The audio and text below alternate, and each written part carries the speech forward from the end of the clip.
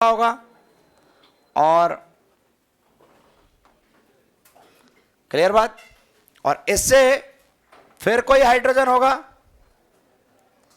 ठीक है ना, इससे फिर कोई हाइड्रोजन होगा फ्लोरीन से, और फिर वही हाइड्रोजन इस तरीके से चल रहा है, ठीक है ना। और यहां पर फ्लोरीन और फ्लोरीन से वही, क्लियर है बात, कोई कन्फ्यूजन। ये हाइड्रोजन बॉन्डिंग का जो प्रोसेस है जिगजैग प्रोसेस है। कैसा प्रोसेस है?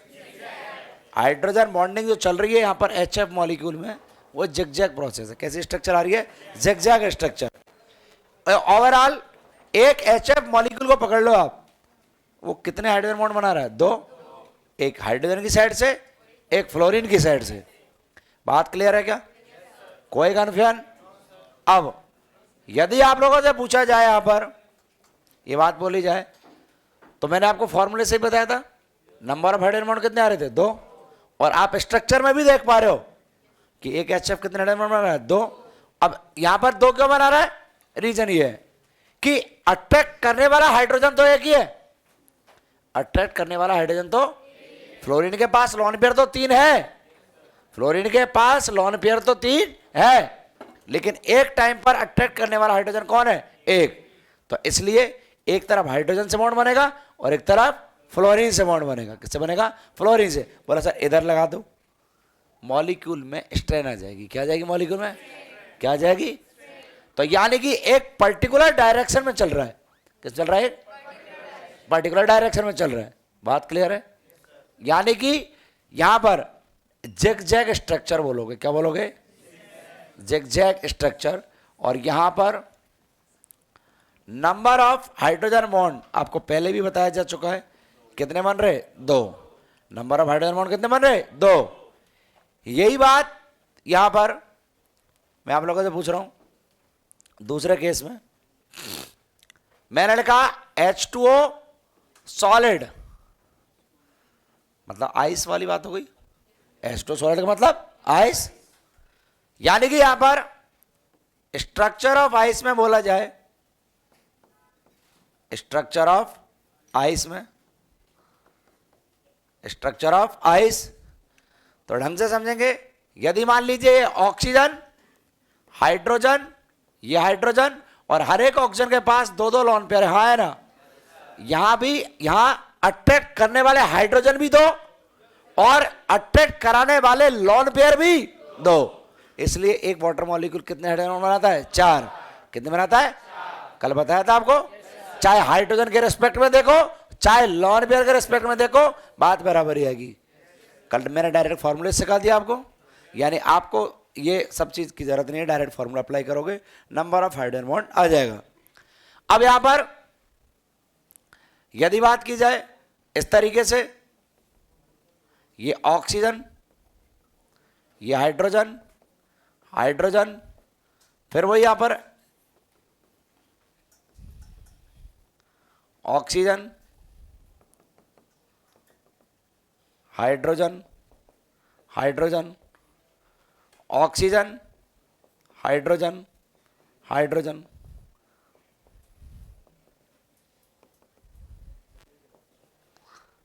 यदि अपन बात करें बच्चों यहां पर, तो आप लोग देख पा रहे हो एक केज लाइक स्ट्रक्चर बन रही है।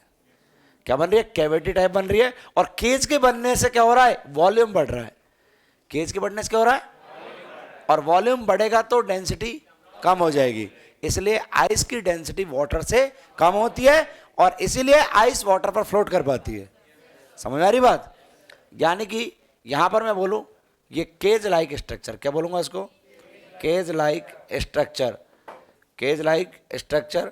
यहां पर आप लोग एक बात बोल सकते हैं, देखिए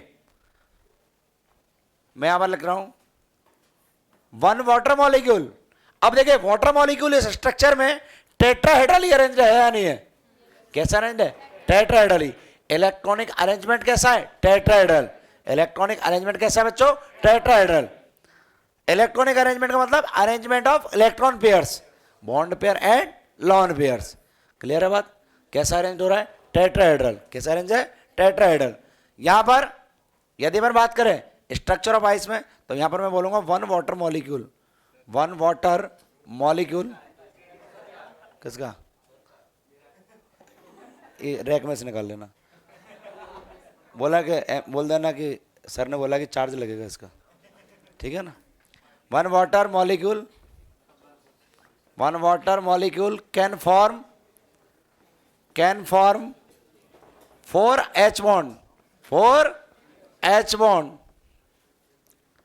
कितने हाइड्रोजन बॉन्ड बना रहे हैं? 4। ऐसा बोल सकता हूं केज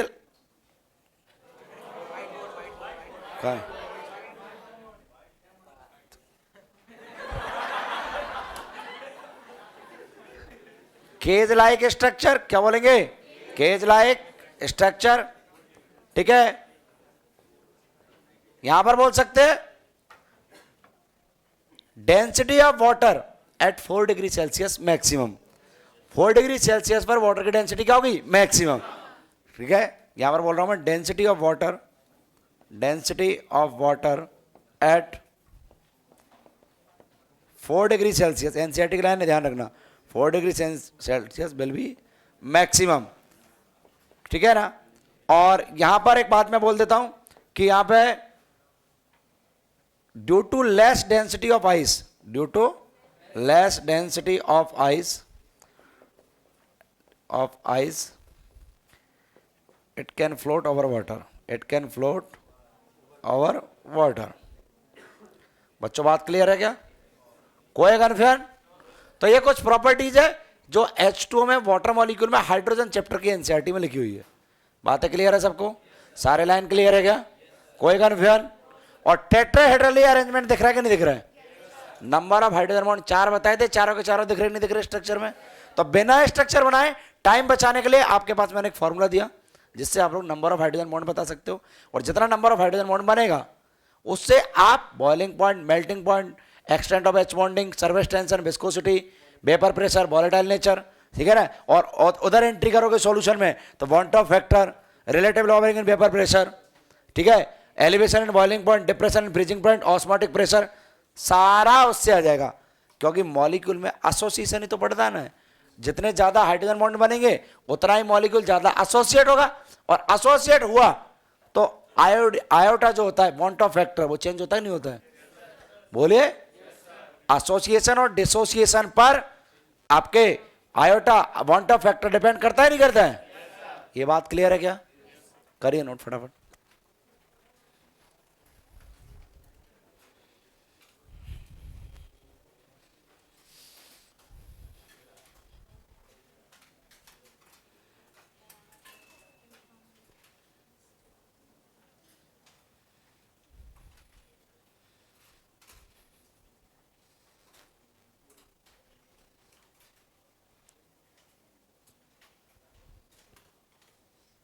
टाइम 3 मिनट ही दूंगा लिखने के लिए,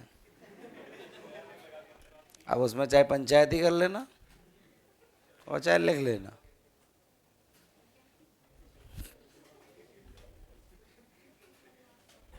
गोविंदा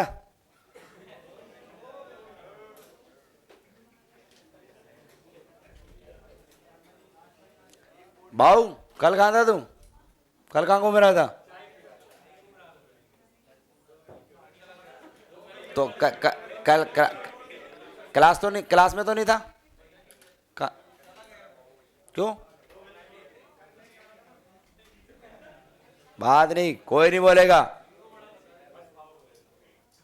कोई बोलेगा नहीं, सिर्फ इधर से बोलेगा। आज लास्ट में 8 बजे के बाद एक इंटरेस्टिंग कहानी सुनाऊंगा आपको। आज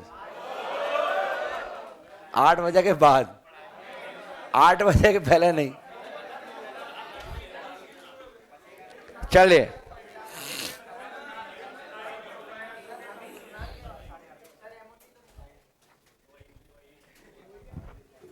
इनको क्या लग रहा है बकैती करूंगा?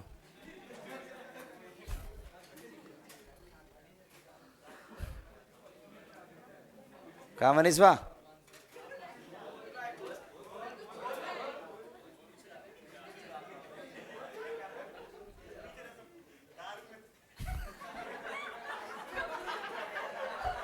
ये भी आइस की तरह फ्लोट हो रहे हैं। चलिए नेक्स्ट।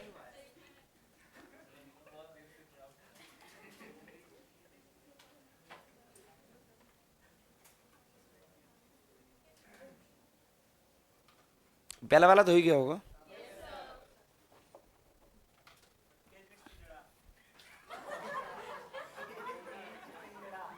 अच्छा हाँ बिल्कुल। चलिए और कुछ हिंदी मीडियम पढ़ाऊँ क्या? हिंदी मीडियम पढ़ना है क्या? है हिंदी मीडियम बताओ। चलिए आगे देखो। पिंजरे जैसी संरचना, ठीक है। बर्फ का घनत्व कम होने के कारण ये जल की सतह पर तैरती है। देखिए आगे, आगे देखो। अब तो ज्यादा लेवल पे ले जा रहा है। देखो इधर आगे देखेंगे। Third example NH3 solid. Third example है NH3 सॉलिड, अमोनिया सॉलिड। मैंने ऐसे हेडिंग लिखा है।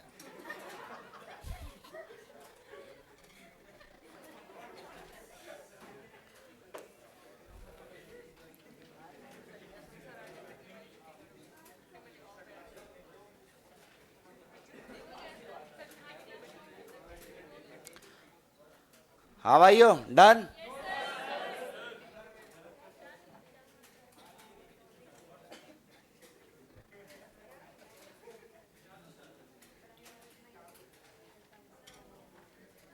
ठीक है चलिए, अमोनिया सॉलिड आपने पहले ही बता दिया था। बिना स्ट्रक्चर के ही हाइड्रोजन बॉन्ड कितने बनेंगे? 2। और अब आप लोग देख लो यहां पर नाइट्रोजन, ठीक है ना, हाइड्रोजन, हाइड्रोजन और ये हाइड्रोजन। अब लॉन पेयर इसके पास एक है, तो देखिए ये लॉन पेयर के अकॉर्डिंग चलेगा। किसके अकॉर्डिंग चलेगा? जो यानी कि एक तरीके से बोल सकते हैं लिमिटिंग रिएजेंट कॉन्सेप्ट है। क्या बोल सकते हैं? Limiting reagent concept. रिएक्शन में हमेशा वही बनता है प्रोडक्ट लिमिटिंग रिएजेंट के अकॉर्डिंग। तो यहां पर जो कम नंबर है उसी के रेस्पेक्ट में देखना। अब यहां पर हाइड्रोजन तो 3 है, अट्रैक्ट करने वाले तो 3 है, लेकिन दूसरे अमोनिया के पास लोन पेयर एक ही है। जिस अमोनिया के साथ ये एसोसिएट होने वाला है उसके पास तो लोन पेयर एक ही है ना। क्लियर बात? तो एक बार में यहां पर एक मॉलिक्यूल से एसोसिएट हो गया। क्लियर? फिर दोबारा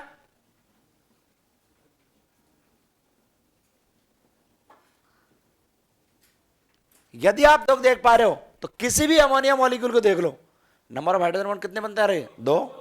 कितने बनते आ रहे हैं? 2। क्या हाइड्रोजन बॉन्ड जो है वो एक लीनियर वे में अरेंज्ड है या नहीं है? यहां पर टेट्राहेड्रली अरेंज था, हाँ है ना? और वहां पर जिगजैग स्ट्रक्चर में था। कैसे स्ट्रक्चर में? जिगजैग स्ट्रक्चर में। यहां पर बोलेंगे, यहां पर बोलेंगे आपके लीनियर स्ट्रक्चर। क्या बोलेंगे? Linear structure. लीनियर, लीनियर बोल देंगे। Number of H bond, number of H bond बोलेंगे 2। Number of H bond 2।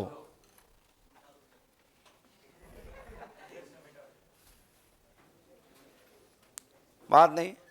ये 3 NCERT के एग्जाम्पल हैं जो NH3H2O HF पर बोला जाता है। ये मोस्ट कॉमन है, ठीक है ना।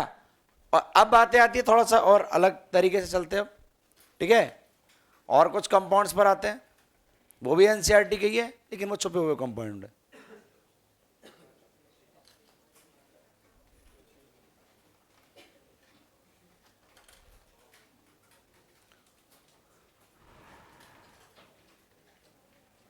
देखिए डन। फोर्थ कंपाउंड है बेटा, देखिए HCN हाइड्रोजन साइनाइड।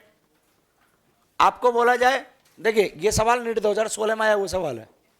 एक सवाल आपका डिस्कस कराऊंगा अभी नीट 2016 वाला। और यहां पर मैंने लिखा HCN। बताइए, अब बताओ HCN कितने हाइड्रोजन बॉन्ड बनाएगा? 2। चाहे हाइड्रोजन के रिस्पेक्ट में देखो और चाहे दोनों ही एक है, हाँ है ना? 2 हाइड्रोजन बॉन्ड बनेंगे। ये बात क्लियर है? एग्री करते सब लोग? अब x बराबर अपन ने लिखा फोन, याद आ रहा है? फोन पर चिपकी हुई हाइड्रोजन ही दूसरों से चिपकती है, बोला था कल। पक्की बात है क्या? अब यहां पर नाइट्रोजन, यहां पर sp कार्बन जो है उसकी En तो नाइट्रोजन से भी ज्यादा होती है, नहीं होती है? sp कार्बन की En होती है 3.25 और नाइट्रोजन की होती है 3। तो यहां पर मैंने कल आपको याद करो, मैंने x बराबर sp कार्बन भी बोला था कि नहीं बोला था? CF3 भी बोला था, CCl3 भी बोला था। तो x बराबर कौन आ गया अब? sp carbon. और इसी का मौके का फायदा उठाया, नीट 2016 में सवाल आ गया। समझ आ रही बात? जहां पर यदि sp कार्बन का रोल नहीं लिखा गया है और हाइड्रोजन बॉन्डिंग बढ़ा दी, समझ आ रही बात? इसका मतलब sp कार्बन भी हाइड्रोजन बॉन्डिंग में पार्टिसिपेट, sp कार्बन से जुड़ी हुई हाइड्रोजन भी हाइड्रोजन बॉन्डिंग में पार्टिसिपेट करेगी, क्योंकि उसकी En नाइट्रोजन से भी ज्यादा होती। दूसरा, यहां पर एक HCN मॉलिक्यूल लिया और यहां पर इस तरीके से हमने हाइड्रोजन बॉन्ड बना दिया। और आप सबको मालूम है यहां पर कि हाइड्रोजन बॉन्ड कितने बन रहे? 2। क्लियर? तो मैं फॉर्मूले को और यानी कि बहुत सिग्निफिकेंट बना रहा हूं, मैं आपको ये फॉर्मूला अप्लाई करके सिग्निफिकेंट मैनर में ला रहा हूं इसको। देखिए आप लोग, 5th नंबर मैंने लिखा यहां पर,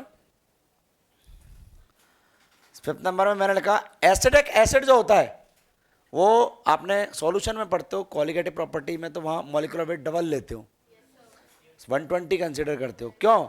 एसिटिक एसिड डाइमर की फॉर्म में होता है। किस फॉर्म में? तो मैं ऐसा बोल सकता हूं, acetic acid exist as dimer, और डाइमर में यहां पर ऐसा बोल सकता हूं, इन नॉन पोलर सॉल्वेंट बोलूंगा, इन नॉन पोलर सॉल्वेंट। और जनरली हम लोग बेंजीन लेते हैं। कौन लेते हैं? एनसीईआरटी बेंजीन लिखती है। क्या लिखती है? बेंजीन। और बच्चों बेंजीन ही क्यों लिखा यहां पर, नॉन पोलर सॉल्वेंट ही क्यों लिखा? क्योंकि यदि वाटर ले लिया जाता, क्या लिया जाता? वाटर, तो वो वाटर के साथ एच बॉन्डिंग बनाता, ना कि अपने किसी दूसरे मॉलिक्यूल के साथ जुड़ता। और मुझे डाइमर बना रहा है, डाइमर का मतलब उसी के दूसरे मॉलिक्यूल के साथ एसोसिएट कराना है, उसी के दूसरे मॉलिक्यूल के साथ एसोसिएट कराना है। यदि आप सॉल्वेंट चेंज कर देते तो क्या इसका बॉन्ड ऑफ फैक्टर चेंज हो जाता कि नहीं हो जाता? हो जाता, नहीं हो जाता? और उससे सारी क्वालिटेटिव प्रॉपर्टी इफेक्ट होती कि नहीं होती? बात क्लियर है क्या? तो बच्चों यहां पर हम लोग नॉन पोलर सॉल्वेंट बेंजीन लेते हैं। देखिए CH3, अब देखिए यहां पर CH3 C double bond O और ये OH। अब मुझे बताइए ये कितने H बॉन्ड बनाएगा? कितने बनाएगा? पक्की बात? करेक्ट है? कॉन्फिडेंस से बोला करो, 2 ही बनाएगा। मैंने बोला या तो नंबर ऑफ हाइड्रोजन या लॉन पेयर। अब हाइड्रोजन 4 है, लेकिन मैंने साथ में ये भी बोला था नंबर ऑफ लॉन पेयर या hydrogen which is involve in hydrogen bonding. Clear बात?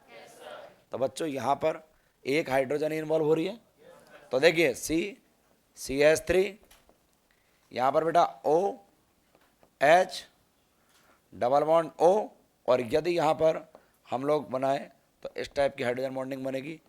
और ये डाइमर बनाया। देखो एक एसिटिक एसिड को पकड़ लो, वो आपके 2 हाइड्रोजन बॉन्ड बना रहा है। एक एसिटिक एसिड कितने बना रहा है? 2 हाइड्रोजन बॉन्ड। कितने बना रहा है? 2। क्लियर है बात? कोई कन्फ्यूजन? ये बात आई इसकी। फिर मैं बात करता हूं आप यहां पर 6 नंबर सवाल, पैरा नाइट्रोफिनॉल। क्या लिखता हूं मैं? Para nitrophenol. और पैरा नाइट्रोफिनॉल में आप लोगों से बोला जाए कि ये OH N double bond O और यहां पर ये ऑक्सीजन, और मैं आप लोगों को ये बोलूं कि क्या यहां पर ये H बॉन्डिंग पॉसिबल है? क्यों भाई, रिंग तो बन रही है। यानी स्टेरिकली अप्रोच नहीं कर रहे। एरोमेटिक कंपाउंड में, बेंजीनोइड कंपाउंड में 1,4 जो पोजीशन होती है वो मैक्सिमम डिस्टेंस पर होती है, as compare to 1,2, as compare to 1,3। Clear बात? हाइड्रोजन बॉन्ड वैसे ही वीक फोर्स है। हाइड्रोजन बॉन्ड कैसा है? वैसे वीक बॉन्ड है, और उसमें भी मेजर डिस्टेंस पर बना रहे हो आप। तो और स्ट्रेंथ कम आएगी, हाँ है ना। वीक में भी धुआंधार वीक, वीक में भी, समझ में आ रही बात। यानी कि ये बॉन्ड टिक नहीं पाएगा, ये बॉन्ड टिक नहीं पाएगा, यहां गुल्लू गुल्लू नहीं हो पाएगी। बात क्लियर है क्या। तो मैं क्या बोल सकता हूं, intra molecular H bond, intra molecular H bond, intra molecular H bond not possible, intra molecular H bonding not possible, not possible due to less sterically approach,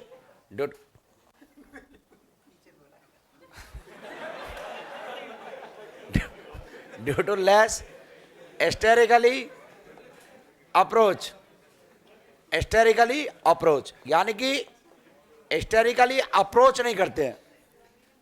जब पढ़ रहे तो वो उसके लिए टाइमिंग अलग है, बीच में भी कंसेप्ट चल रहा है। यहां पर मैं बात कर रहा हूं स्टेरिकली अप्रोच नहीं कर रहा, स्टेरिकली अप्रोच नहीं करेगा। देखो दो बातें भी यहां पर, रिंग का बनना अब 1-2 पोजीशन पर आ गया तो यहां पर डिस्टेंस कम हो जाएगी और ऑर्थो नाइट्रोफिनॉल में हाइड्रोजन बॉन्डिंग हो जाती है, इंट्रामॉलिक्यूलर हाइड्रोजन बॉन्डिंग हो जाती है।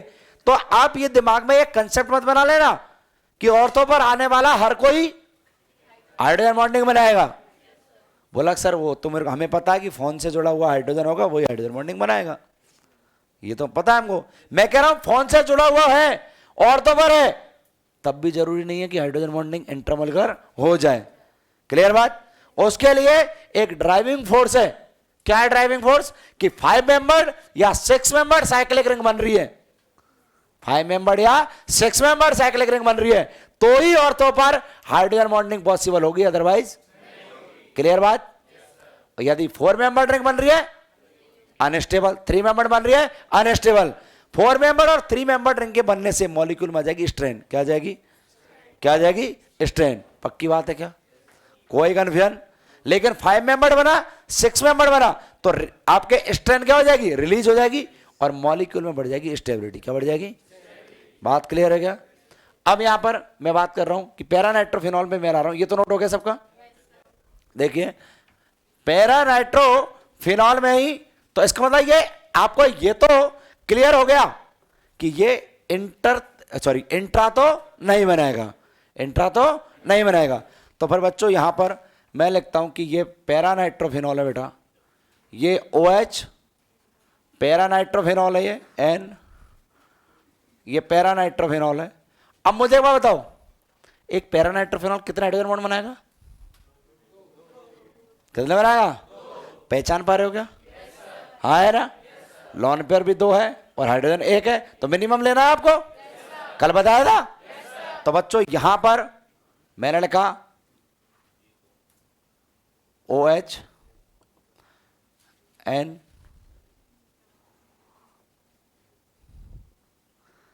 क्या यहां पर एक स्टेबल आपके सिस्टम बन रहा है, नहीं बन रहा है? पक्की बात है क्या?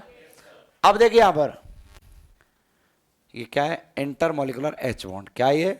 Intermolecular H bond, intermolecular H bond. Clear है क्या बात? पैरानाइट्रोफिनॉल की कहानी क्लियर है क्या?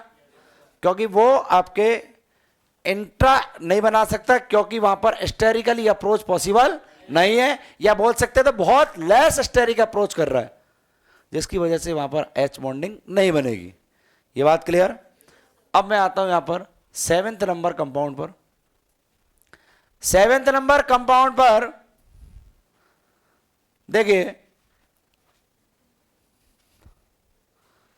7th नंबर कंपाउंड मैं लिखता हूं बोरिक एसिड। क्या लिखता हूं मैं? Boric acid. बोरिक एसिड का फॉर्मूला होता है बेटा, ठीक है, OH। बताओगे कि कितने हाइड्रोजन बॉन्ड बनेंगे? कितने बनेंगे? Correct answer, correct answer. Full follow में हो बिल्कुल, चिंता मत करो, ठीक है ना, सही है। अब देखिए बोरॉन,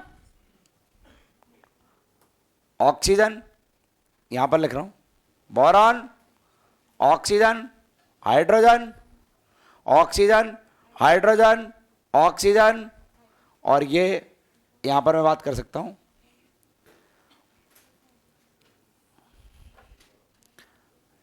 हाइड्रोजन। देखिए इधर, सब लोग इधर देखेंगे, यहां पे ये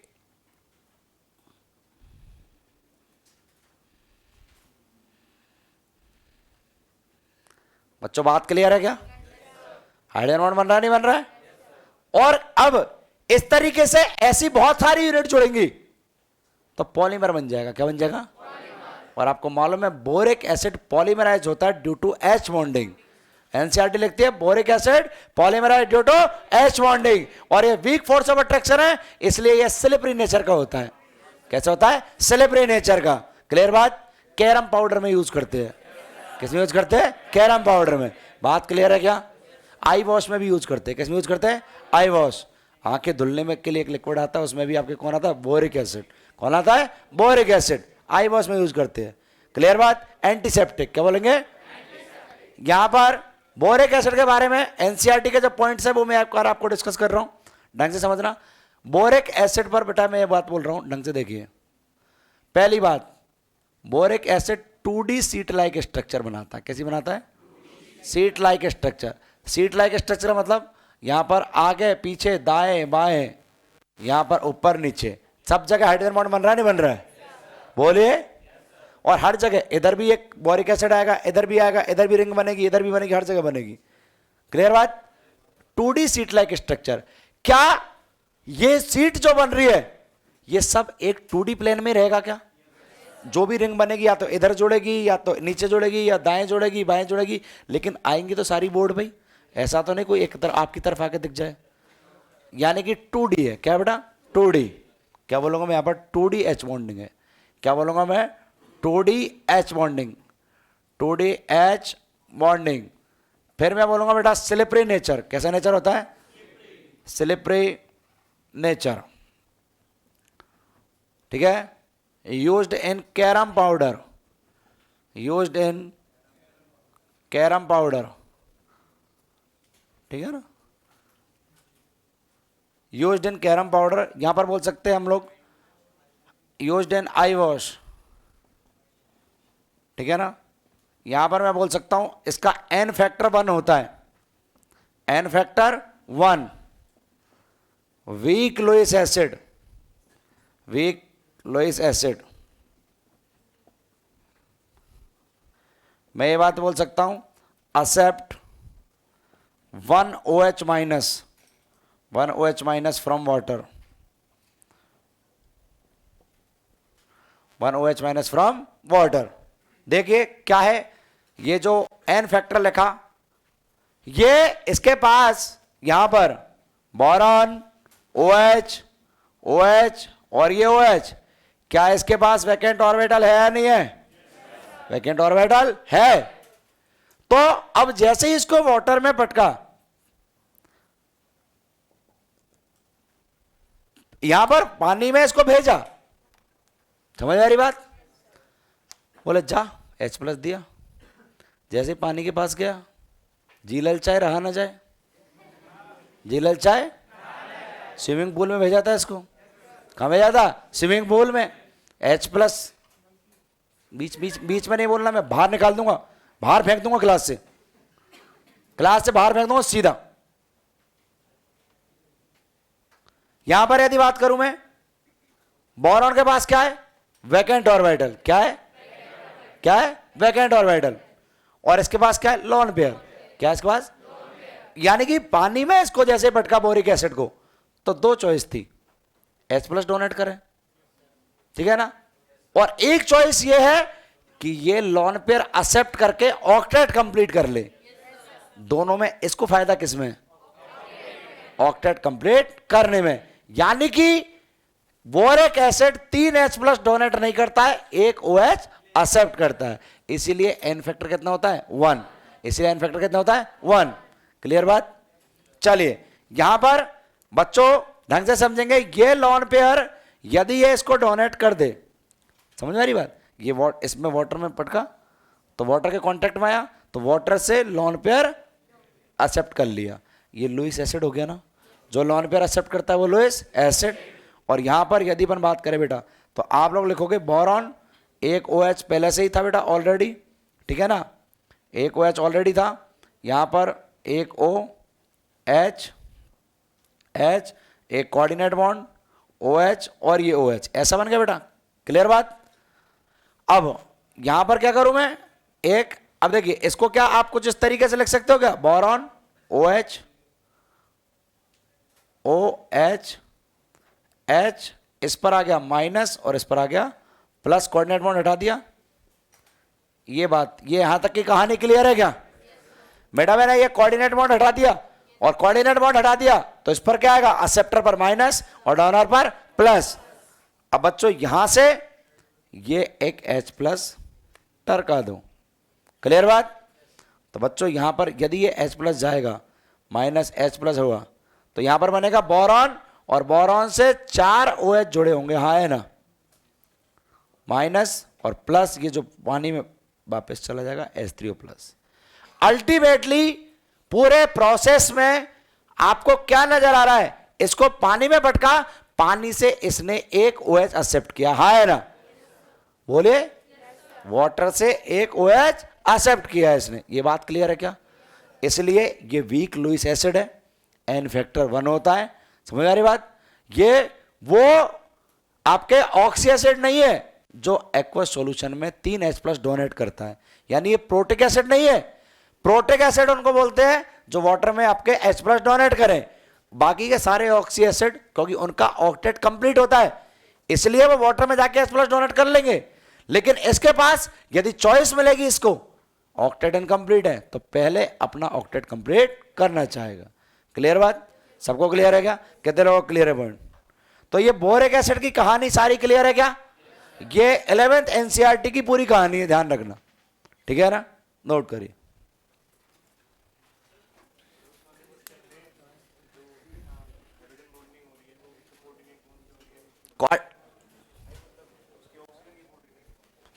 कोऑर्डिनेट बॉन्ड अलग बन रहा है ना, ये तो कोऑर्डिनेट बॉन्ड है, हाँ हो सकती है, कोई दिक्कत नहीं है, किसी से भी लिख दे कोई फर्क नहीं पड़ता, ऑक्सीजन होनी चाहिए।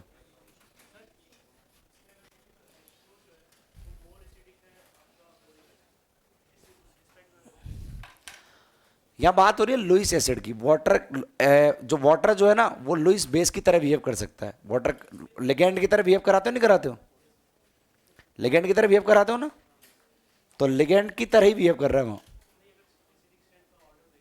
एसिडिक स्ट्रेंथ वो बोलेगा, कौन सी एसिडिक स्ट्रेंथ,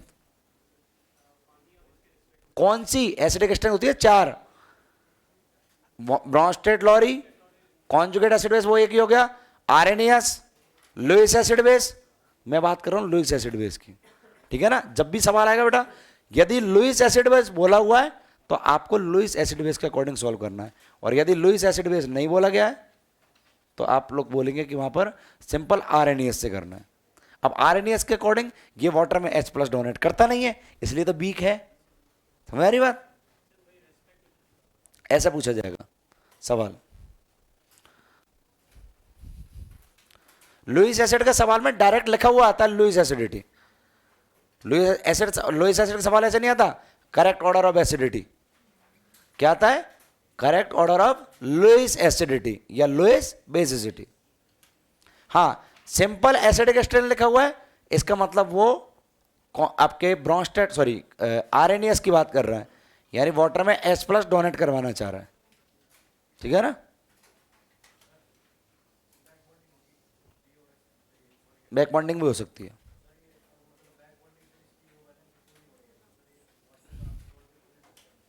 बैक बॉन्डिंग से पार्शियल डबल बॉन्ड करेक्टर आएंगे, कम टाइम के लिए होगा। समझ आ रही बात। बैक बॉन्डिंग तो VF3 में भी होती है लेकिन अमोनिया से कॉम्प्लेक्स, अमोनिया से कोऑर्डिनेट बॉन्ड बनाता नहीं बनाता है, परमानेंट स्टेबल हो जाएगा। उससे तो डबल बॉन्ड करेक्टर आएंगे, पार्शियल डबल बॉन्ड करेक्टर आएंगे ना, हर एक बॉन्ड में पार्शियल डबल बॉन्ड करेक्टर आएंगे। यहां पर परमानेंट क्या है, ऑक्टेट कंप्लीट।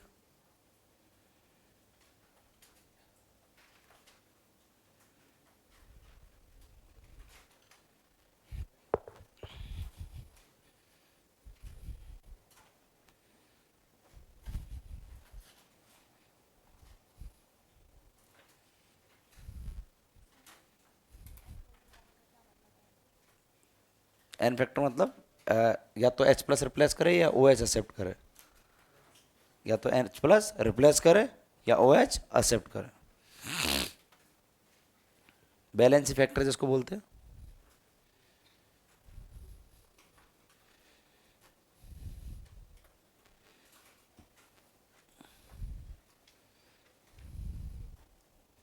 ये वाला हो गया कि ये वाला डिजिटल बोर्ड वाला हटा दो।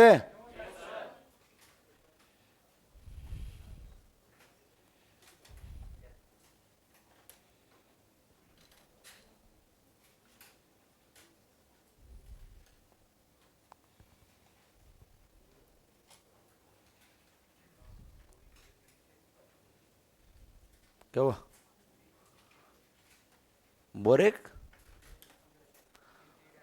बोरिक एसिड है, 2D seat like structure, 2DH bonding, slippery nature, carrom powder में यूज होगा, आई वॉश में, एन फैक्टर 1 वीक है, लुइस एसिड है।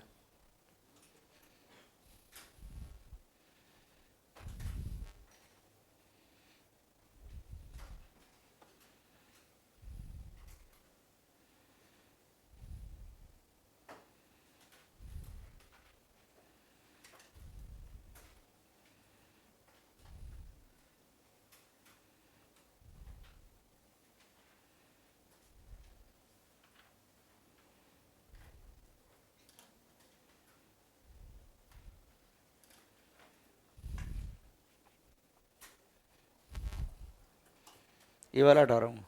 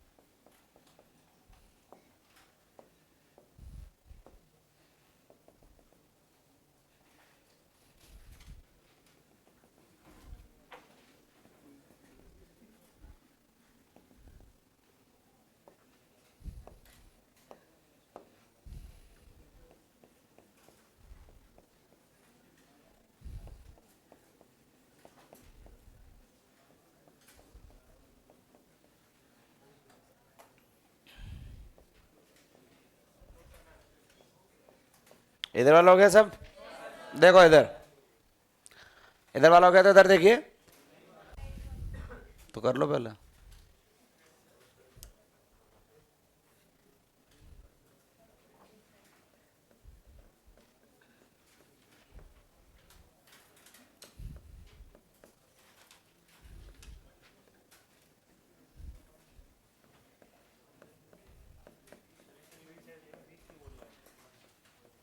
बी का अलग है, लुइस एसिड अलग है। वीक है और वैसे लुइस एसिड है, कॉमा लगा ले, तेरे को लग रहा था।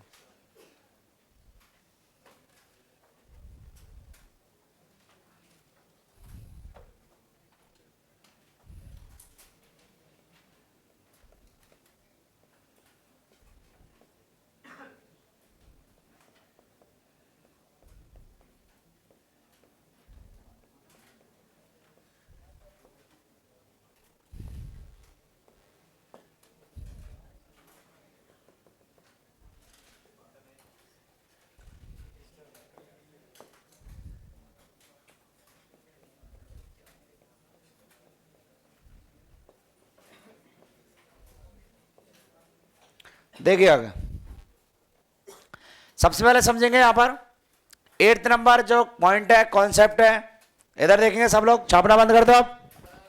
इधर देखिए NaHCO3 सोडियम बाइकार्बोनेट है और एक तरफ पोटेशियम बाइकार्बोनेट है। इधर देख भाऊ, बगल वाले को बोल, यहां पर NaHCO3 KHCO3 दोनों में यदि बात करें तो बाइकार्बोनेट आयन लार्जर आयन है। कैसा आयन है? अभी मैं आपको थर्मल स्टेबिलिटी पढ़ाऊंगा आपके आयनिक बॉन्ड में। किसमें? आयनिक बॉन्ड में। थर्मली आपके यहां पर बात करें थर्मल स्टेबिलिटी की, तो बाइकार्बोनेट आयन एक लार्जर आयन है। कैसा आयन है? लार्जर आयन है। और पोटेशियम भी एक लार्जर आयन है। और थर्मल स्टेबिलिटी का अब एक सीधा सा कॉन्सेप्ट बता रहा हूं, फिर आगे बता दूंगा। बड़ा बड़े के साथ स्टेबल, छोटा छोटे के साथ स्टेबल, और छोटा बड़े के साथ अनस्टेबल। क्लियर बात? बड़े को अट्रैक्शन बड़े से होगा, छोटे को छोटे से होगा, और छोटे को बड़े से अट्रैक्शन कम होगा, और बड़े को छोटे से अट्रैक्शन कम होगा। बाइकार्बोनेट आयन लार्जर आयन है। खुद कैसा आयन है? लार्जर। अब उसको अट्रैक्शन जो ज्यादा होगा ना, वो पोटेशियम से होगा। किससे होगा? थर्मल स्टेबिलिटी ज्यादा। क्या होगी? थर्मल स्टेबिलिटी ज्यादा। अब मैं एक बात, जो बात पूछता जा रहा हूं उस सबका आंसर करते चलना। मैंने बोला, अभी मेरी बात में विश्वास किया कि thermal stability larger ion potassium carbonate वाले की ज्यादा होती है और सोडियम की कम, क्योंकि बाइकार्बोनेट खुद लार्जर आयन है, तो वो लार्जर कैटायन के साथ ही अट्रैक्शन ज्यादा फील करेगा। क्लियर है बात? और लार्जर आयन स्मॉलर आयन के साथ अट्रैक्शन कम फील करेगा। मुझे बात बताइए, सोडियम बाइकार्बोनेट कम स्टेबल और पोटेशियम बाइकार्बोनेट ज्यादा स्टेबल। सोडियम बाइकार्बोनेट आयन की स्टेबिलिटी कम है। बाइकार्बोनेट को इस राजकुमार सोडियम के साथ अट्रैक्शन कम है, अट्रैक्शन कम है। हां है ना? बाइकार्बोनेट आयन को इस सोडियम के साथ अट्रैक्शन कम है, तो अपने मायके जल्दी भागेगा क्या? बोले, अपने मायके जल्दी भाग जाएगा क्या? बोलिए। ये बाइकार्बोनेट की जो बाईजी है ना, ये अपने मायके जल्दी चली जाएगी क्या? चली जाएगी क्या? ये अपने मायके जल्दी चली जाएगी, अपने लोगों के पास जल्दी चली जाएगी। हाँ है ना? अरे इससे अट्रैक्शन कम है, इससे छूट पा रही है, तभी तो उधर जा पा रही है। बोलिए। यानी बाइकार्बोनेट आयन की अवेलेबिलिटी ज्यादा है। बाइकार्बोनेट आयन की अवेलेबिलिटी स्टेबल कम है, तो ये जल्दी टूटेगा, और जल्दी टूटेगा तो बाइकार्बोनेट आयन जल्दी फ्री हो जाएगा। और बाइकार्बोनेट आयन जितना जल्दी फ्री होगा, अपने दूसरे एनायन के साथ एनायन एनायन कांटेक्ट गुल्लू गुल्लू बढ़ जाएगी। बात क्लियर है क्या? बोलिए, बोलो। बाइकार्बोनेट आयन एनायन एनायन का कांटेक्ट बढ़ जाएगा, एनायन एनायन का कांटेक्ट बढ़ जाएगा। बात क्लियर है नहीं है? पॉलीमर। अब भैया आती है बात पोटेशियम बाइकार्बोनेट, किसकी बात आती है? पोटेशियम बड़ा, बाइकार्बोनेट बड़ा, अट्रैक्शन ज्यादा, जन्म जन्मांतर का रिश्ता है। बोलिए। कसमें खा रखी यहां तो पोटेशियम ने और बाइकार्बोनेट आयन है ना? तो पोटेशियम बाइकार्बोनेट आयन से अट्रैक्शन ज्यादा है, अट्रैक्ट ज्यादा कर रहा है, स्टेबल ज्यादा है, तो भाई यहां पर अट्रैक्शन ज्यादा है, तो फ्री होने की टेंडेंसी कम है, अवेलेबिलिटी कम है, एनायन एनायन का कांटेक्ट कम होगा, पॉलीमर नहीं बनेगा। क्या बनेगा? बात क्लियर है नहीं? कितने लोग क्लियर है? पॉइंट डन है क्या? जितना एनायन फ्री ज्यादा होगा, एनायन की अवेलेबिलिटी ज्यादा होगी, एनायन की अवेलेबिलिटी ज्यादा होगी। और एनायन की अवेलेबिलिटी ज्यादा कब होगी? जब ये कम स्टेबल होगा। अब यानी फ्री, ये जल्दी टूटेगा तभी तो अवेलेबल ज्यादा होंगे, और ये टूट ही नहीं रहा तो अवेलेबिलिटी क्या है, कम। क्लियर बात। ये जल्दी यहां से इससे पीछा छुड़ा के बाई कार्बोनेट मायके चली गई, हाँ है ना, ये बाई कार्बोनेट वाली बाई जी मायके चली गई, तो अपने लोगों से ज्यादा इंटरेक्ट कर पाएगी क्या, बोले। और यदि ये यहां अट्रैक्शन ज्यादा है तो अपने लोगों से इंटरेक्शन कम होगा। समझ आ रही बात। अपने लोगों से इंटरेक्शन क्या होगा, कम होगा। ये बात समझ आई कि नहीं आई, कोई कन्फ्यूजन। तो बाई कार्बोनेट आयन जो जितना ज्यादा स्टेबल होगा अवेलेबिलिटी उतनी कम होगी। पॉलीमर बनाने के लिए अवेलेबिलिटी कम तो मॉलिक्यूल कम मिलेंगे मार्केट में, और मॉलिक्यूल कम मिलेंगे तो पॉलीमर नहीं बनेगा, और मॉलिक्यूल कम मिले तो पॉलीमर नहीं बना, और मॉलिक्यूल ज्यादा मिले पॉलीमर बनेगा। क्लियर बात, पक्की बात है, छापो। है हाँ हाँ, वो तोड़ा नहीं है, वो वहीं पर बैठा है, साथ में तो चल रहा है वो राजा। Na+ वहीं पे था, छोड़ के अट्रैक्शन तो है अभी भी वहां पर, उनके एनायन के बीच में और अट्रैक्शन बढ़ गया, और ये Na+ तो इसके साथ अट्रैक्ट कर रहा है कि नहीं कर रहा है, वहीं पर तो है, छोड़ के थोड़ी चला गया। मैं बोल रहा हूं इसकी अवेलेबिलिटी ऊपर पर ढंग से। NaHCO3 exist as polymer, sodium bicarbonate ही बोला है मैंने पूरा। क्या बोला है मैंने, सोडियम बाइकार्बोनेट। अट्रैक्शन ही तो बॉन्ड है, आयनिक बॉन्ड अट्रैक्शन ही तो है, काय को कहता है बॉन्ड। आयनिक बॉन्ड में क्या डेफिनेशन बोलते हैं, electrostatic force of attraction, bond ही तो है। बॉन्ड का मतलब ये थोड़ी है कि आपके कोवेलेंट बॉन्ड ही बने बोलेंगे तभी बॉन्ड है, आयनिक बॉन्ड भी तो बॉन्ड है, और आयनिक बॉन्ड कैसा है, electrostatic force of attraction. Clear बात, करिए नोट। क्या है,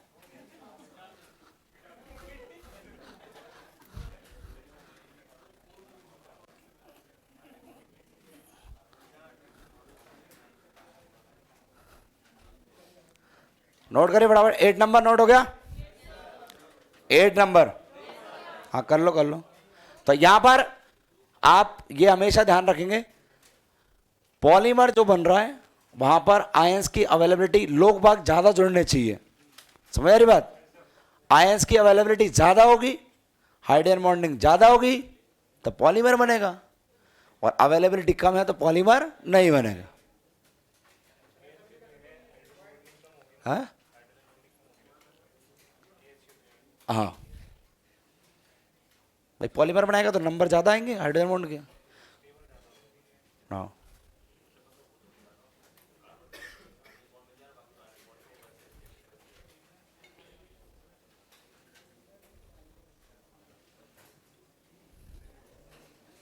चलिए, बात नहीं अब बेटा, जब भी कोई आयनिक कंपाउंड बनता है तो एक तो होता है क्लोज, जब क्लोज पैकिंग बनती है तो आयनिक कंपाउंड में एक होता है वॉइड्स और एक होता है लैटिस, क्रिस्टल लैटिस बनाने वाला। तो एनायन तो क्या करता है, क्रिस्टल लैटिस बनाता है, और कैटायन तो हमेशा उसके वॉइड्स में पड़ा रहता है। चाहे NaCl को देख लो, चाहे MgO को देख लो, चाहे ZnS देख लो, CF2 देख लो, कोई भी आपके आयनिक सॉलिड उठा लो।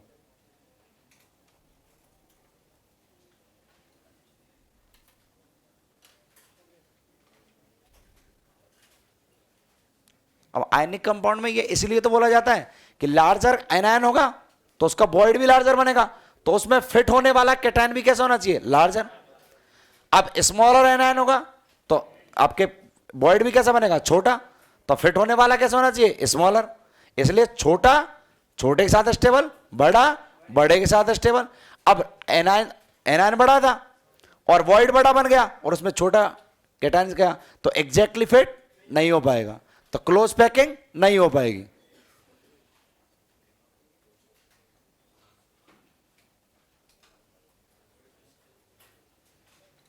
ठीक है, चलिए आगे बढ़ते बच्चों। 9th number urea. क्या बात कर रहा हूं मैं, यूरिया। देखिए क्या होता है फॉर्मूला,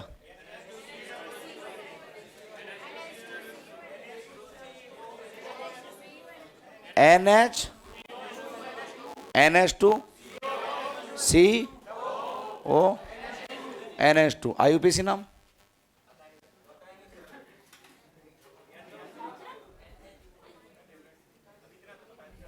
क्या है?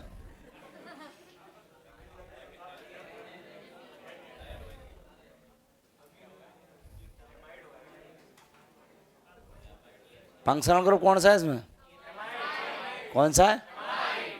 एक कार्बन है मिथेनामाइड और ये आपके सब्स्टिट्यूएंट अमीनो मिथेनामाइड, अमीनो,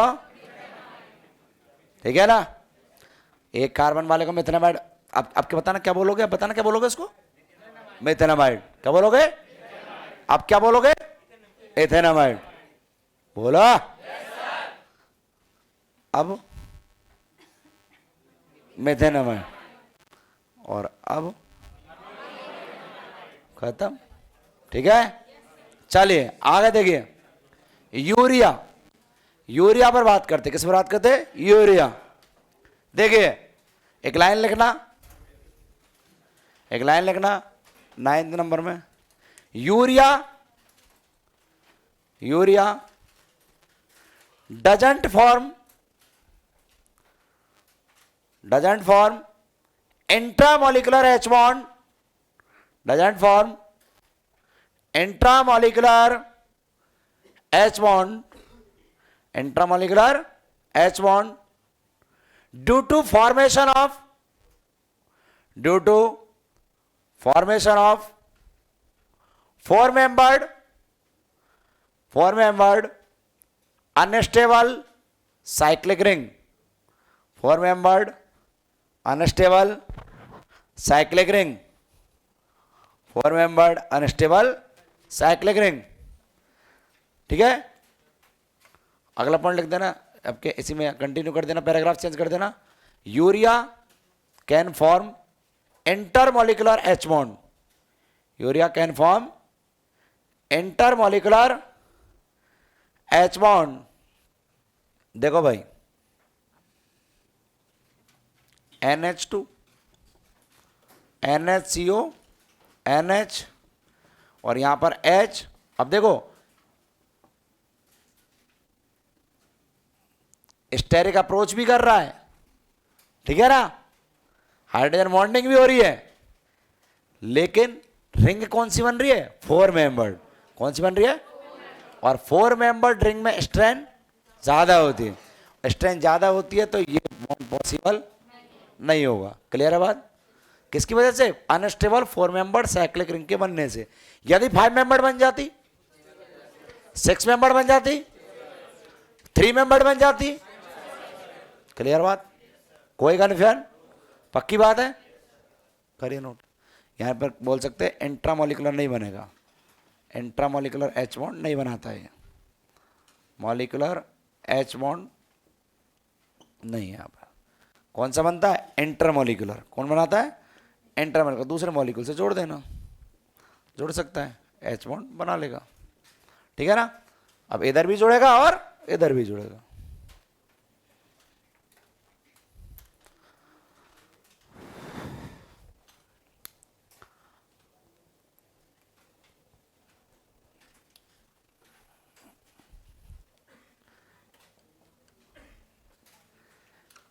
ठीक है ना। H2 hydrogen peroxide. अब हाइड्रोजन परऑक्साइड में जो फॉर्म, बाकी सब जगह फॉर्मूला अप्लाई हो रहा है, हाइड्रोजन परऑक्साइड में भी होगा, लेकिन वो कुछ अलग तरीके से होगा। उसकी मैं एक स्ट्रक्चर बताऊंगा आपको हाइड्रोजन चैप्टर में, हाफ ओपन बुक स्ट्रक्चर। क्या होती है? Half open book structure. और जिसमें बॉन्ड एंगल के अलावा डाइहेड्रल एंगल भी होता है। क्या होता है? नाम सुना होगा डाइहेड्रल एंगल, दो प्लेन के बीच का एंगल। क्या होता है? Dihedral angle. क्या होता है? Dihedral angle. बात क्लियर है क्या? तो बच्चों यहां पर इस पे अभी मैं लिख दे रहा हूं केवल, ठीक है ना। इसकी हाइड्रोजन बॉन्डिंग के बारे में इसकी स्ट्रक्चर पढ़ा दूंगा, तब मैं बात करूंगा, क्योंकि मुझे उस प्लेन का रोल लेना है, ठीक है ना। हाइड्रोजन बॉन्ड बना रहा है, इस तरीके से बनाएगा। अब कितने बनाएगा, फॉर्मूले से कैसे फॉलो होगा वो मैं इसकी structure half open book structure dihedral angle समझाने के बाद हाइड्रोजन परऑक्साइड में वापस लेके आऊंगा एक बार इसको, ठीक है, करिए नोट।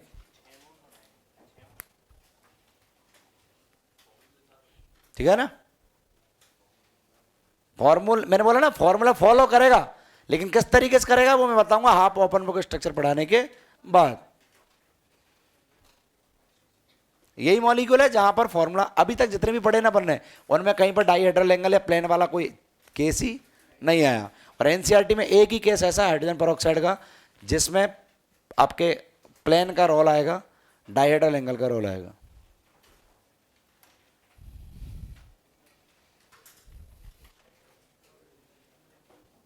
तो ये कुछ एग्जाम्पल्स हैं जो मैंने फॉलो कराए, फॉर्मूला से स्ट्रक्चर बताई, सब में आपको हाइड्रोजन बॉन्डिंग का केस बताया और सबका आपके पास तरीका है किस तरीके से। अब ये स्ट्रक्चर लाइन लगा के याद नहीं करनी, डायरेक्ट फॉर्मूले में फिट करके आप नंबर ऑफ हाइड्रोजन बॉन्ड बता सकते हो।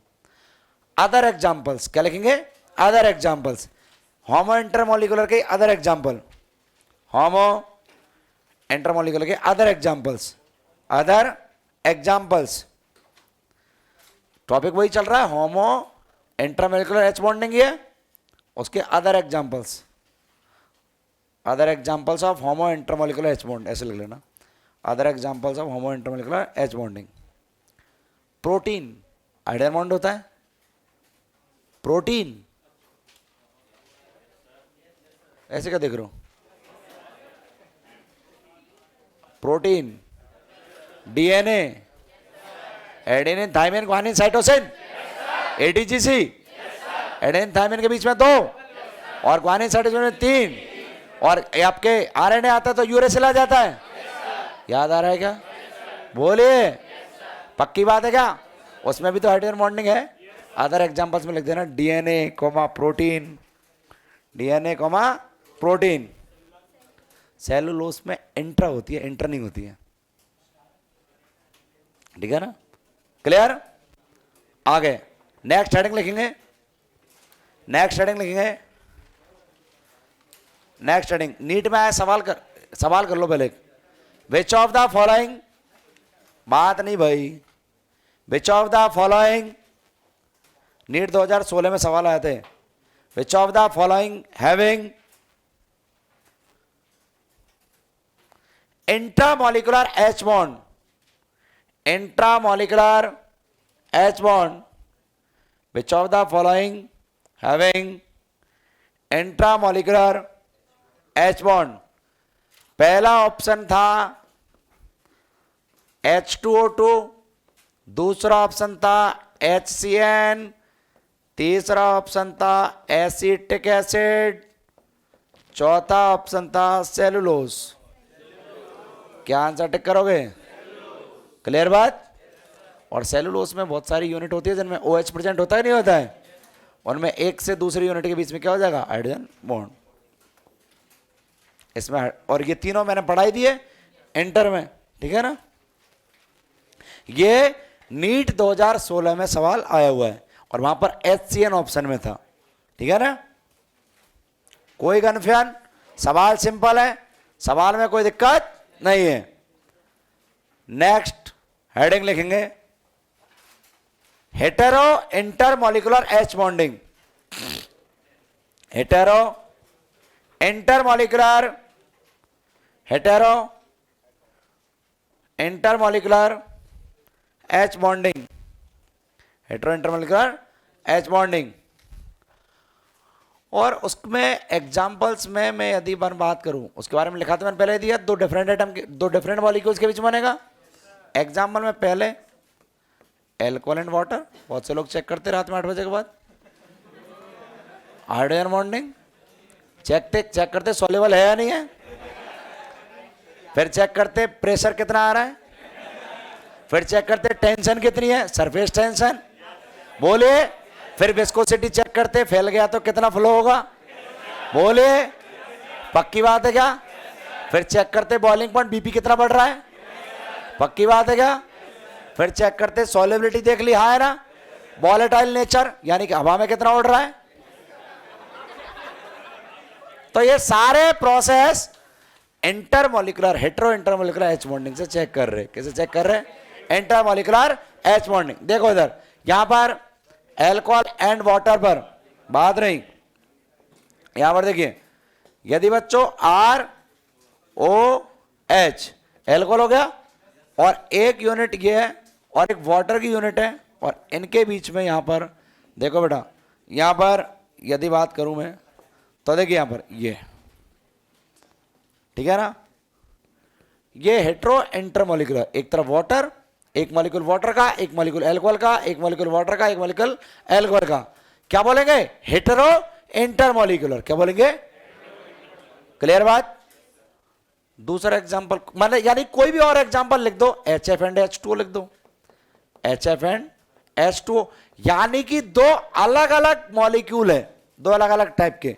अब दुनिया में बहुत तरह हो सकते हैं आपके, समझ बात? तो एग्जांपल्स बताने की जरूरत नहीं है, नोट कर लीजिए। बस हाइड्रोजन बॉन्डिंग बनाते हो और दो अलग अलग टाइप के हो, तो वो सब किस में आएंगे? हेटेरो इंटरमोलिकुलर में, हेटेरो इंटरमोलिकुलर में।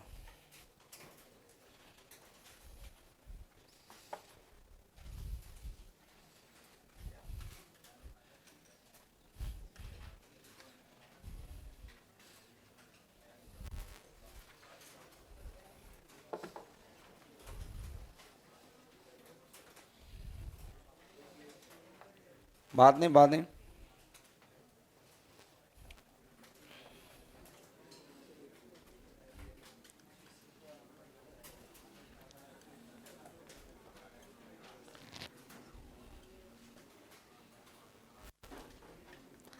Intramolecular H bonding. अच्छा, स्ट्रॉन्ग कौन सी होती है, इंट्रा या इंटर?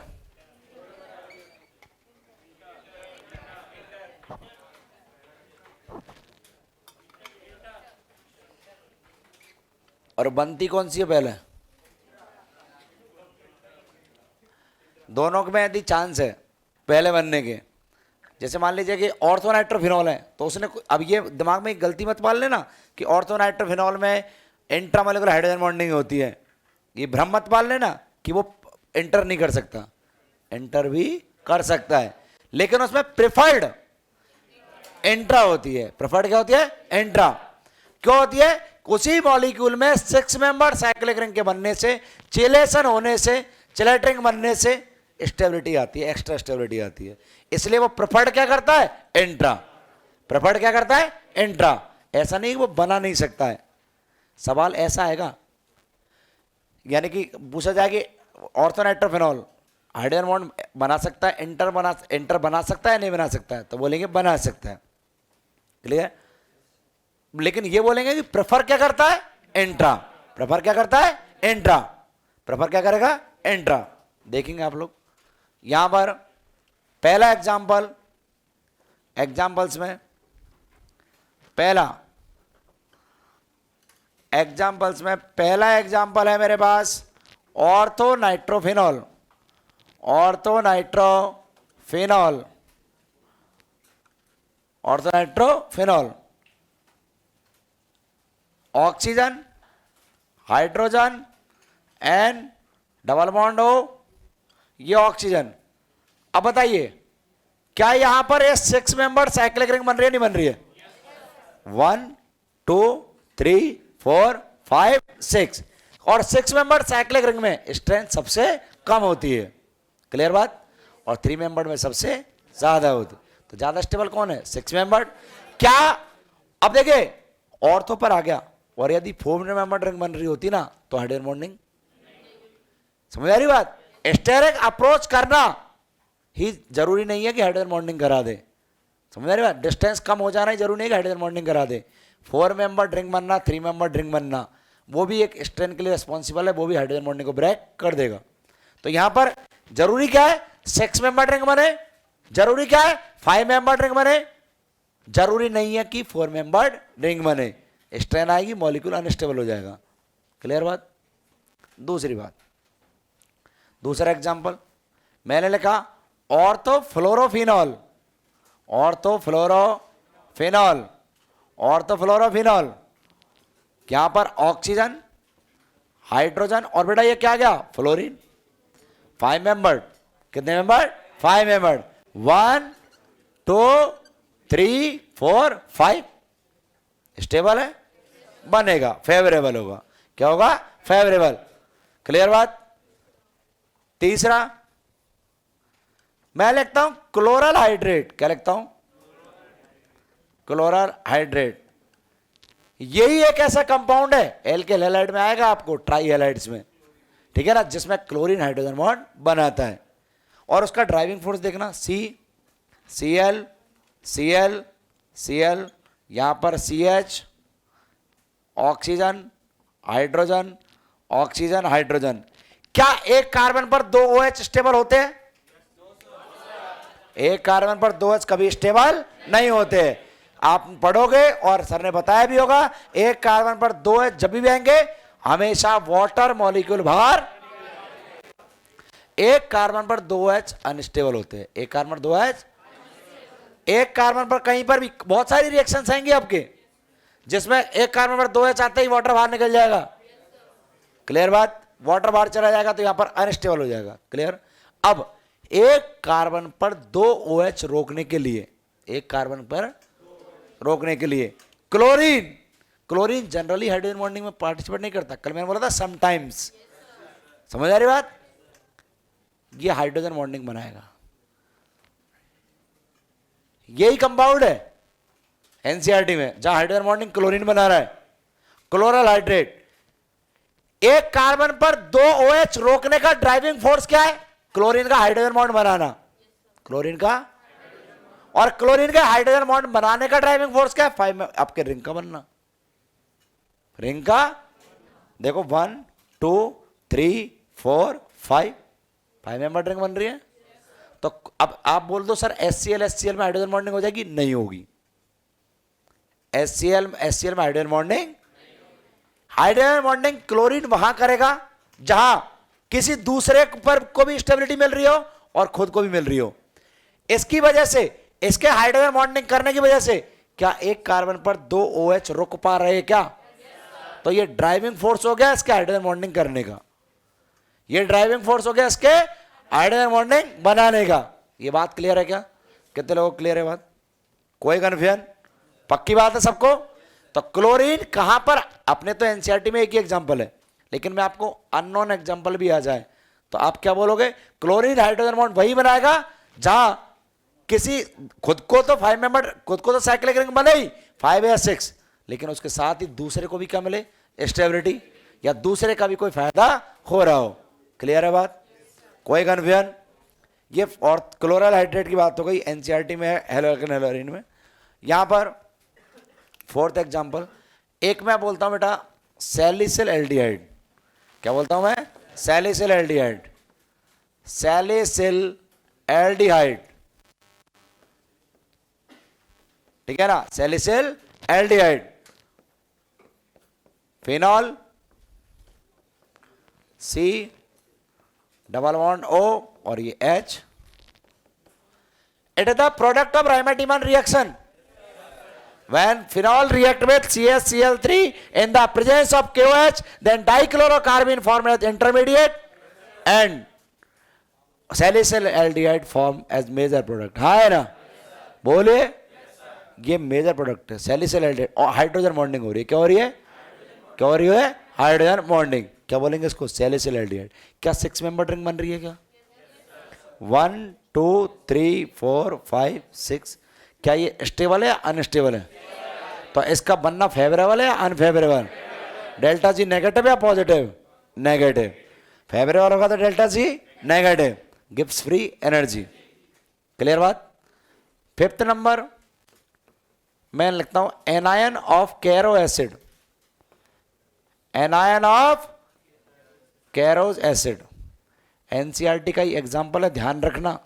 और यहां पर एग्जाम्पल आके मार्केट में खत्म हो जाते हैं, समझ आ रही बात, एनसीईआरटी का एक छुपा हुआ एग्जाम्पल है एनायन ऑफ कैरो एसिड।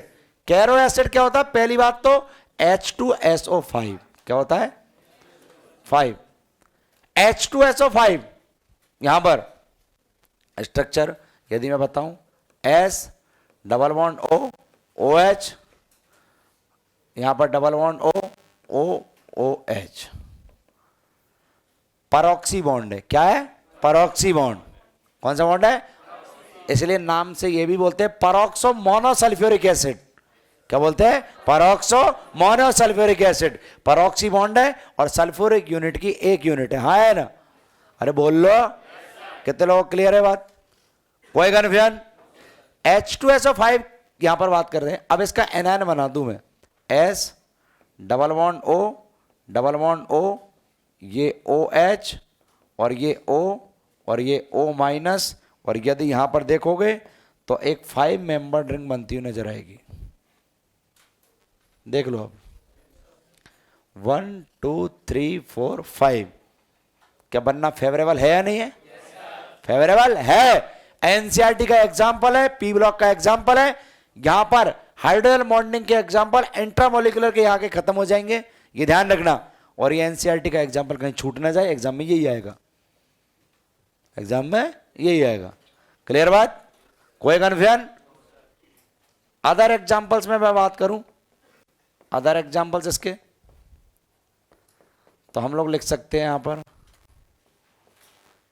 क्या लिख सकता हूं मैं आपके? निन हाइड्रेन। क्या लिख सकता हूं? निन हाइड्रेन। सेलुलोस क्या लिख सकता हूं? ठीक है ना?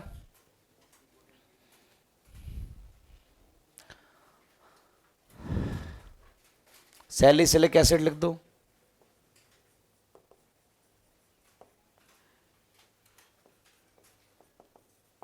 CHO की जगह क्या लगा दो? COOH, सैलिसिलिक एसिड बन जाएगा।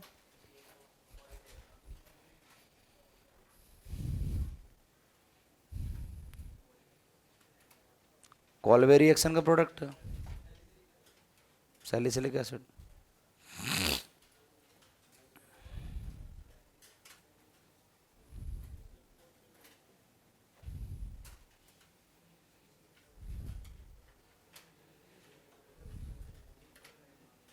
बात नहीं बेटा, बात नहीं।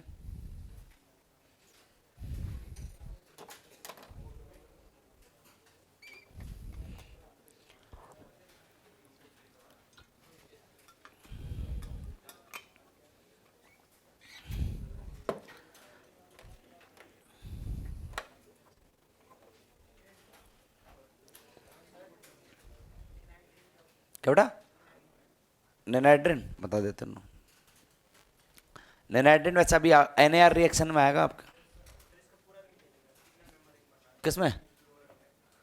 गिन लेना, 1 2 3 4 5। हाइड्रोजन मत गिन लेना, हाइड्रोजन नहीं बना रहा है। हाइड्रोजन इधर खड़ा बाजू में, नीचे भी 5 सेम। 1 2 3 4 5। 10 मेंबर नहीं है ना? नहीं तो नहीं, तू सही पूछ रहा है। कई कई तो यहां खड़े होने वालों ने 10 मेंबर रिंग बताई है।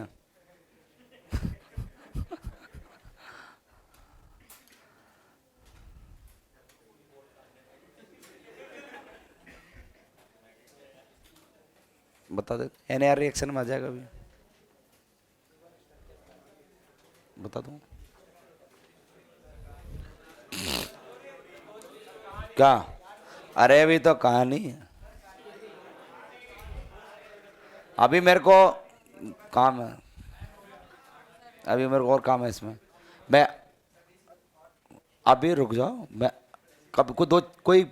कभी तो मैं 2-4 मिनट एक्स्ट्रा लेता हूँ, कभी नहीं ली मैंने। और उसमें कहाँ लेता हूँ? अरे यार उसको एक्स्ट्रा क्लास बोलते कोई। दिवाली की 7 दिन की छुट्टी तू मार गया। अब नहीं, वो तो छुट्टी थी।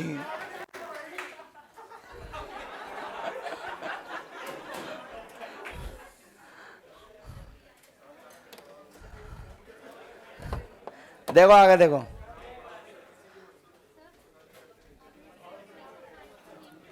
क्या बेटा? कैरो एसिड और peroxo monosulphuric acid, peroxo monosulphuric acid. वैसे ऑक्सी एसिड में पढ़ाऊंगा पूरा, ठीक है ना? बात नहीं। ये तो बात हुई इंट्रामोलिकुलर एच बॉन्डिंग की बात हुई है।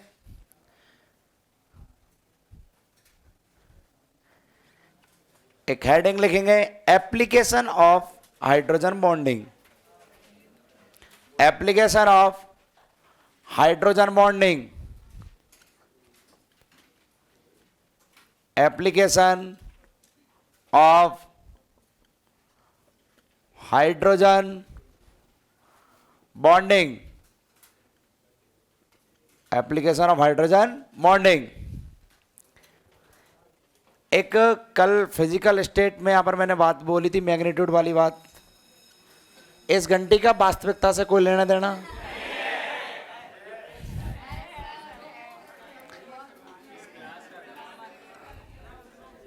फिजिकल स्टेट इधर देखेंगे, हाँ फिजिकल स्टेट में देखिए यहां पर हाइड्रोजन बॉन्डिंग सॉलिड स्टेट में क्या होती है? मैक्सिमम। और मैग्नीट्यूड सॉलिड स्टेट में क्या था? मैक्सिमम।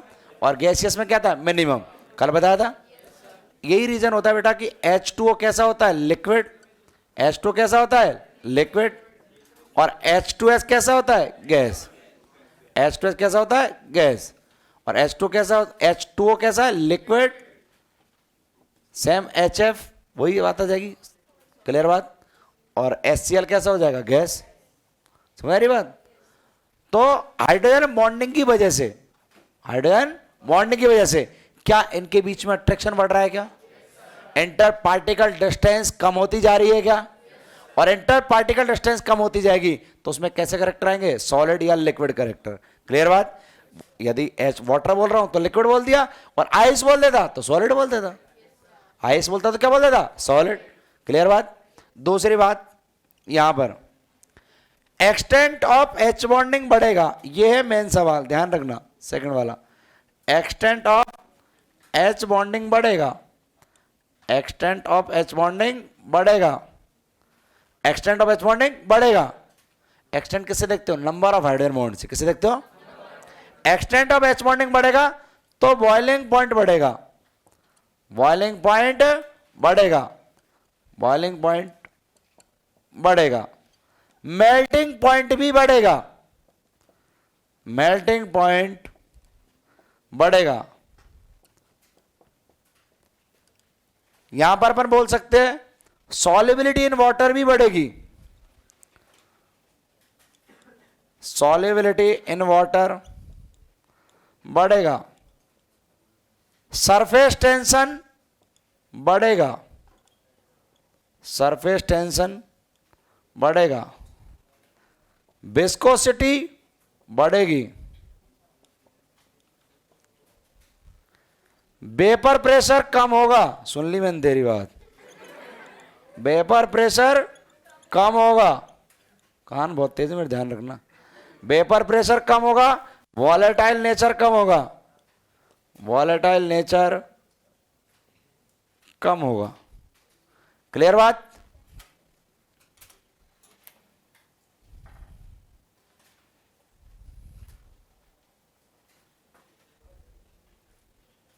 सवाल? हाँ मैं सुन रहा हूं।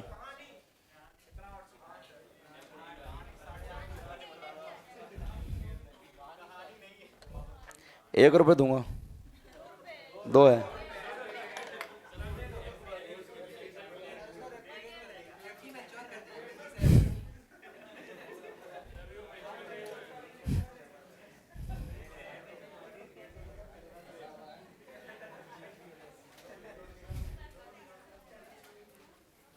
हाँ भाई,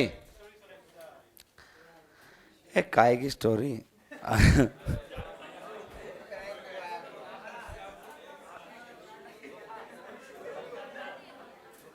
नहीं, स्टोरी तो थी और आज ही घटित हुई हो, लेकिन मेरे पास टॉपिक है अभी। कॉम्प्रोमाइज नहीं कर सकता मैं। सवाल? हाँ मान लिया, मान लिया है। नहीं नहीं, सवाल तो पहले हुआ, पहले मैं उस टाइम सुना दूंगा जिस टाइम आप लिख रहे होंगे। देखे इधर देखो, और फिर 3 मिनट ही दूंगा। इधर देखिए सवाल पे क्वेश्चन है बेटा मेरे पास। Write correct order, write correct order of solubility, write correct order of solubility in water, right correct order of solubility in water of following, यानी कि जो दे रखे हैं उनका वाटर में सॉल्युबिलिटी बताना बेटा। देखेंगे पहला RnH2, क्या 1 डिग्री अमीन है? RnHr 2 डिग्री अमीन है। RnR 3 डिग्री अमीन है। कैसी है? 3 डिग्री। ये 1 डिग्री 2 डिग्री दूसरी वाली, ठीक है ना? ये 2 डिग्री अमीन और ये 3 डिग्री अमीन। और अब एक बात बताइए, वाटर के साथ हाइड्रोजन बॉन्ड कौन बनाएगा ज्यादा? फर्स्ट वाला, क्योंकि इसके पास हाइड्रोजन बॉन्ड बनाने वाली हाइड्रोजन ही नहीं है। इसके पास एक है और इसके पास तो क्या ये वाटर के साथ हाइड्रोजन बॉन्ड ज्यादा बना पाएगा? क्या एक्सटेंट ज्यादा आएगा? क्लियर बात?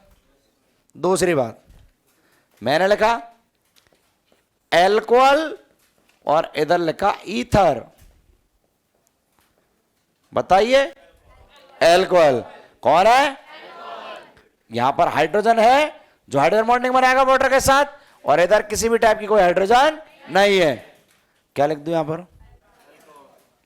थर्ड नंबर मैं लिखता हूं ऑर्थो नाइट्रोफिनॉल, ऑर्थो नाइट्रोफिनॉल, और एक लिखता हूं पैरा नाइट्रोफिनॉल, पैरा नाइट्रोफिनॉल लिखता हूं, एक ऑर्थो नाइट्रोफिनॉल लिखता हूं।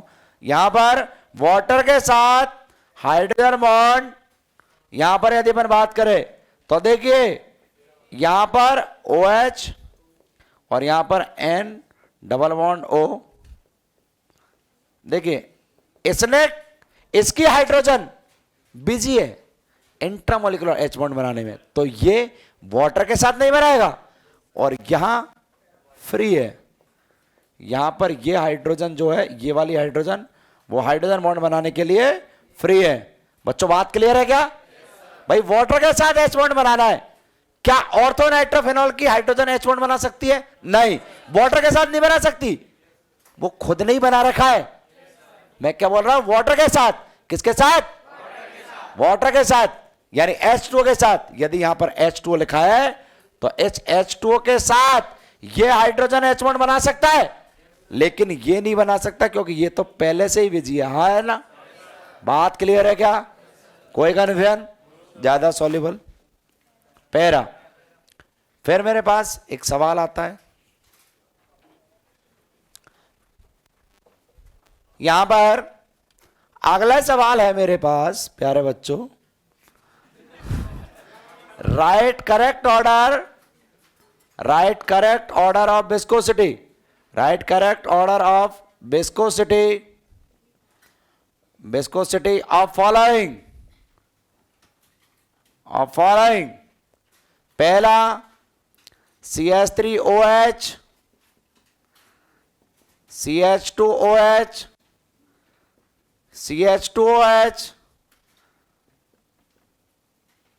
CH2OH, CHOH और CH2OH। दूसरा सवाल HNO3, H2SO4, H3PO4।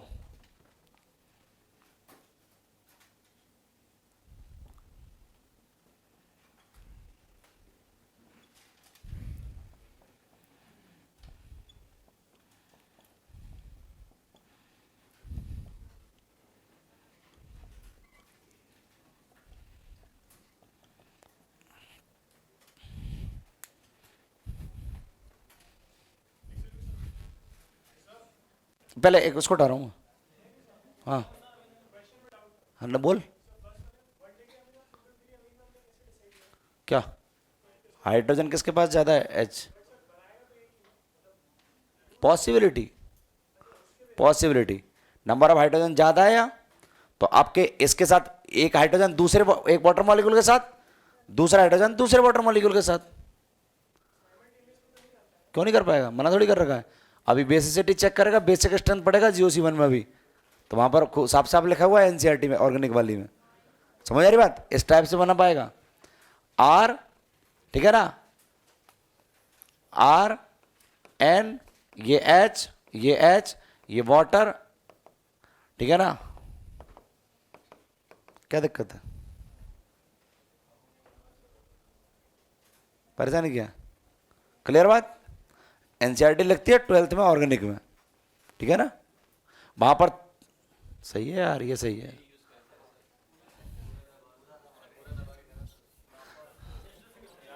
चलिए आगे देखो, देखो आगे देखो।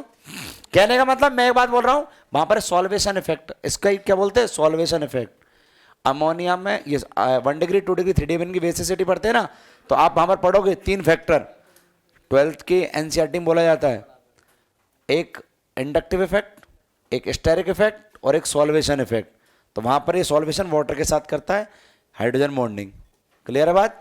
तो आपको तो ज्यादा है, कुछ नहीं सोचना। आप ये देख लेना, यहां पर नंबर ऑफ हाइड्रोजन ज्यादा है हाइड्रोजन बॉन्ड बनाने वाली, यहां पर नंबर ऑफ हाइड्रोजन कम है हाइड्रोजन बॉन्ड बनाने वाली, और यहां पर नंबर ऑफ हाइड्रोजन ही नहीं है। खत्म बात। क्लियर बात? अब इसमें देख, ये हाइड्रोजन है और इसमें ईथर में है ही नहीं। इधर अब बताइए भाई, ये ऑर्डर आ जाएगा, ये आ जाएगा। चलिए ये हटा रहा हूं मैं इधर वाला।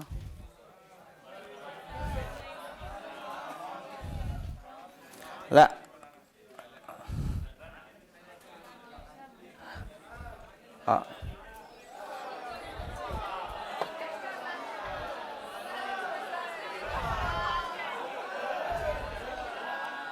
ये जो ग्रीन वाला है ना, इसको मैं यहां पर एक लाइन लिख रहा हूं, number of OH increases, extent of H bonding, extent of H bonding increases और विस्कोसिटी इंक्रीजेस, विस्कोसिटी इंक्रीजेस। इसलिए ग्लिसरॉल मोर विस्कस होता है, हाँ है ना? सबसे ज्यादा विस्कस कौन होता है? ग्लिसरॉल, उससे कम इथाइलिन ग्लाइकॉल और उससे कम मिथेनॉल। क्लियर? काय थैंक यू।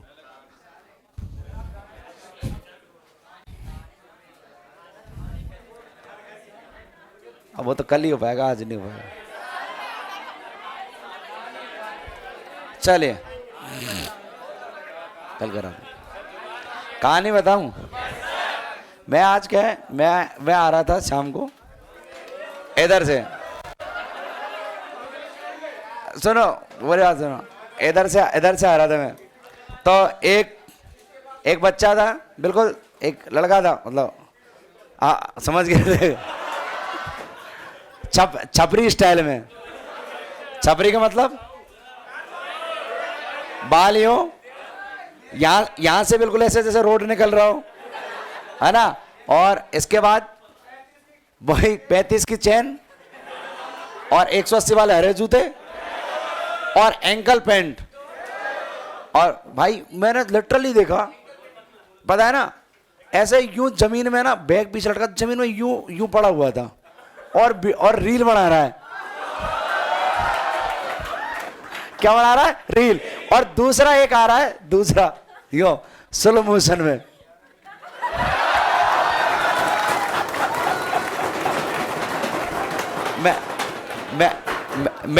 मैंने कहा इनका टारगेट हो गया पूरा। चलिए बस बहुत है, बात नहीं। चलिए चलो।